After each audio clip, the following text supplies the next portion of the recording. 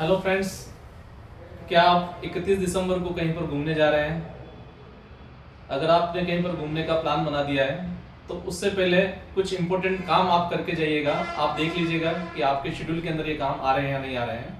जी हाँ, मैं बात कर रहा हूँ 31 दिसंबर 2025 भारत सरकार ने पैन कार्ड और आधार कार्ड को लिंक करने की लास्ट डेट रखी हुई है। जिस पैन कार्ड और आधार कार्ड को लिंक करने की लास्ट डेट रखी हुई है, जिस व्यक्ति ने अभी तक अपना पैन और आधार कार्ड लिंक नहीं किया है, 31 दिसंबर के बाद में वो पैन कार्ड इनवैलिड हो जाएंगे।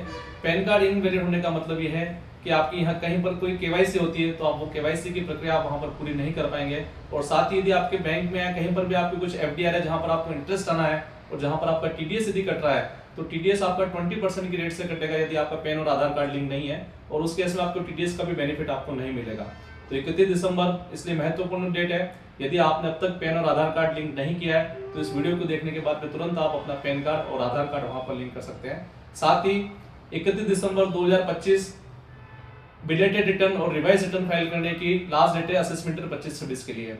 इनकम टैक्स कई सारे असेसिस को मेल भेज रहे हैं, मैसेज कर रहे हैं। यदि आपके एआईएस या टीआईएस में मिसमैच है या उसके ऊपर आपने कोई डिविडेंड या फॉरेन एसेट्स का डिक्लेरेशन नहीं दिया है तो उस केस में भी आपको रिमाइंडर भेजा जा रहा है। तो 31 दिसंबर से पहले आप उस नोटिस का कंप्लायंस करके आप अपना रिटर्न रिवाइज कर सकते हैं, बिलेटेड रिटर्न फाइल कर सकते हैं अगर नहीं फाइल किया है तो।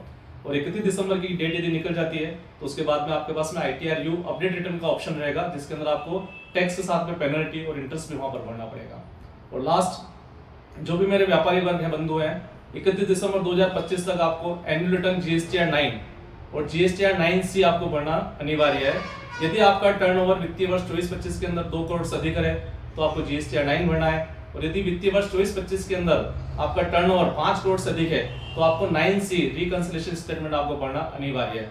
यदि आप इसको 31 दिसंबर तक नहीं भरते हैं तो उसके बाद में आपको वहां पर पेनल्टी की प्रोसीजर भी वहां पर आता है। तो सरकार की जो कंप्लायंसेस हैं उसका पालन व्यक्ति को हर हाल में करना पड़ेगा। इस अवसर पर मुझे याद आते हैं कुछ जाकिर भाई की कुछ पंक्तियां मैं यहाँ पर कहना चाहूंगा। मैं शून्य पर सवार हूँ, मैं बेअदब सा मैं खुमार हूँ, मैं मुश्किलों से क्या डरूं, मैं खुद कह रज़ा हूँ। मैं शून्य पर सवार हूँ, बेअदब सा मैं खुमार हूँ, मुश्किलों से क्या डरूं, मैं खुद कह रज़ा हूँ। मैं शून्य पर सवार हूँ, ऊंच नीच से भरे मजाल आंख में भरे, लड़ रहा हूँ रात से मशाल हाथ में लिए, ना सूर्य मेरे साथ है तो क्या नहीं ये बात है। वो शाम था जो डल गया, वो रात से था जो डर गया, मैं जुगनू में का यार हूँ, मैं शून्य पर सवार हूँ, मैं शून्य पर सवार हूँ। धन्यवाद।